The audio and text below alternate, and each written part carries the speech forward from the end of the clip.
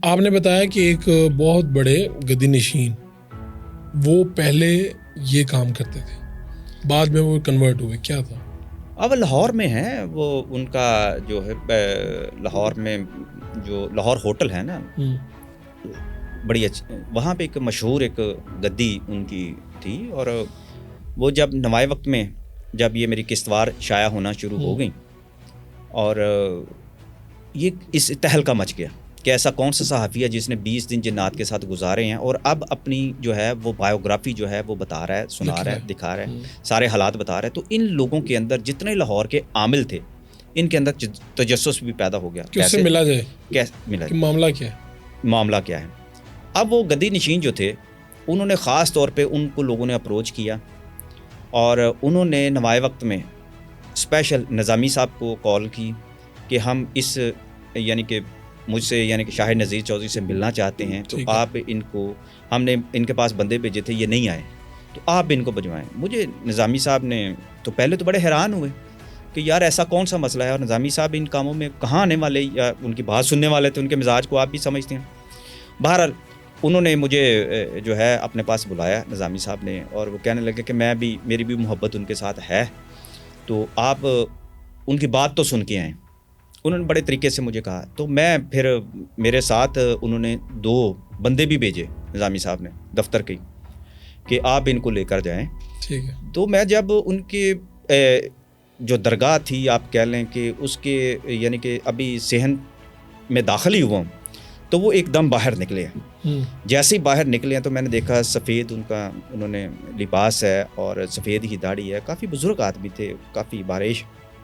تو تھے، لیکن ان کے اندر بزرگی ایسی تھی کہ وہ بندہ ایک نظر ان کو دیکھ نہیں سکتا تھا، اتنا چہرے سے نور ان کے نکل رہا تھا، اتنا سفید رنگ، سرخ و سفید رنگ۔ تو وہ ایک دم میرے پاس آئے ہیں، آ کے انہوں نے پہلے مجھے روکا، پھر میرے پڑھتے پڑھتے میرے ارد گرد دائرہ کاٹنا شروع ہو گئے، پھر آئے ہیں میرے پاس، آ کے مجھے گلے لگایا، لے کے مجھے گئے۔ تو مجھے بڑا عجیب سا لگا، میں نے کہا یہ کیا یعنی کہ ایسی چیزوں سے میں، چونکہ میں نے بہت ساری چیزیں ایسی دیکھ لی ہوئی تھی بزرگی کے جو ہوتے ہیں روپ میں، تو میں اپنے آپ کو شرک سے ہمیشہ اور ایسی جو ہے بچانے کی کوشش کرتا ہوں کہ میں کہیں مغالطے میں نہ آ جاؤں، میں اپنا ایمان جو ہے، بچا کھچا ایمان جو ہے وہ ظاہر نہ کر دوں۔ تو ان چیزوں سے میں محتاط ہمیشہ رہا زندگی میں۔ تو میں نے ان سے کہا حضرت یہ کیا تھا؟ وہ کہنے لگے کہ آپ کے اوپر نا، جیسے ہی میں نے آپ کو دیکھا، آپ کے اوپر 8 جو تھے وہ جنات جو تھے وہ آپ کے اوپر پہرا دے رہے تھے۔ اچھا، یعنی جب وہ باہر آئے ہیں اور آپ آ رہے ہیں اندر، ہاں، یہ تب کی مجھے کہنے لگے آپ کے اوپر 8 جنات جو ہے نا مامور ہیں۔ تو میرے اندر سے تو میری ہنسی چھوٹ گئی کہ 8 جنات؟ میں نے کہا مجھے پتہ ہی نہیں، مجھے پتہ ہی نہیں کہ میرے ساتھ 8 جنات میرے اوپر مامور ہیں۔ میں نے چونکہ اس کے آڑ میں اس جو کیا کہنا چاہیے کہ ایک یہ کاروبار بھی بنا ہوا ہے روحانیت کے نام پر، اگنور کر دیا اس بات، میں اندر چلا گیا۔ خیر ان کے، پھر میں نے ان کا انٹرویو شروع کر دیا کہ تجسس کیا تھا، وہ کچھ چیزیں کو ویریفائی اصل میں کرنا چاہتے تھے۔ وہ اس سارے کام کو کرنے کے بعد نہ کسی مغالطے میں پھنسے ہوئے تھے۔ میں نے جب ان کا انٹرویو شروع کیا، میں نے کہا جی میں آپ کو بعد میں بتاتا ہوں، کہ وہ مجھے پوچھنے لگے آپ نے جو کتاب کے اندر لکھا ہے کہ جی آپ جو بابا جی آپ کی 800-900 سال ان کی عمر ہے، آپ ان سے ملے ہیں، اور پھر آپ ان کے بابا جی سے بھی ملے ہیں جن کی 1400-1500 سال عمر تھی، اور جو وہ صحابی رسول وہ جنات تھے، آپ ان سے بھی ملے ہوئے ہیں۔ تو میں نے کہا جی ملے تو ہیں وہ بزرگ، اب جن حالات میں ملے ہیں میں نے ان کو وہ بھی بتا دیا کہ کمرے میں کوئی نہیں ہوتا تھا، بعد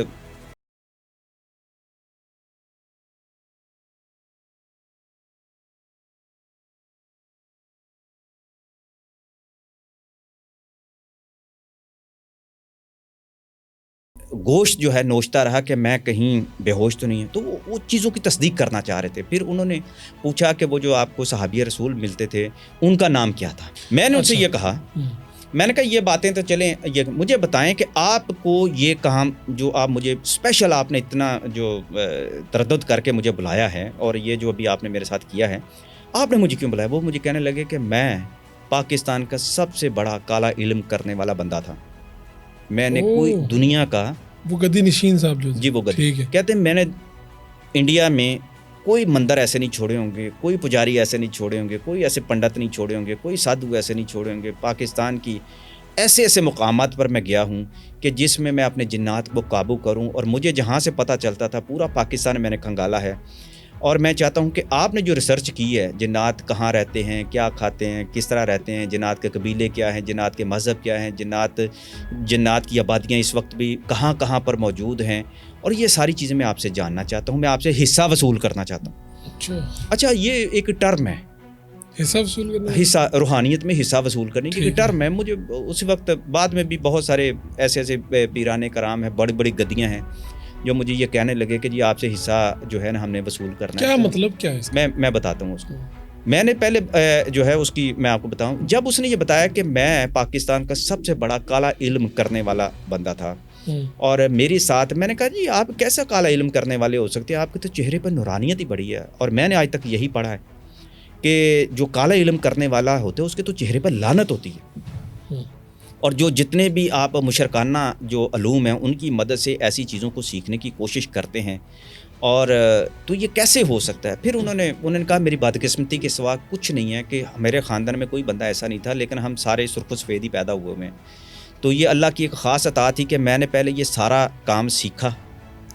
اور اس کے بعد میں کنورٹ ہوا. اب ان چیزوں کہ میں بالکل ایک جہاد کی یا ایک کیفیت میں ہوں کہ میں ان چیزوں کے خلاف چلتا ہوں, لیکن آپ نے علم کی تشفی کے لیے نا کہ کیا جو چیزیں آپ کر رہے ہیں میری اور آپ کی میچ کی, اور آپ سچ کتنا بول رہے ہیں, وہ بھی ایک چیز یہ کرنا چاہ رہے تھے. میں نے انہیں بتایا دیکھیں جی میں تو عامل تو ہوں نہیں, سیدھی سی بات ہے, اور نہ ہی میری یہ بساط ہے, نہ ہی میں یہ کوشش کرنا چاہتا ہوں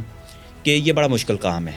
اور میں تو ایک صحافی کے طور پہ ہی زندہ رہنا چاہتا ہوں. صحافت میں یہ چیزیں ساتھ ساتھ میں سیکھوں گا.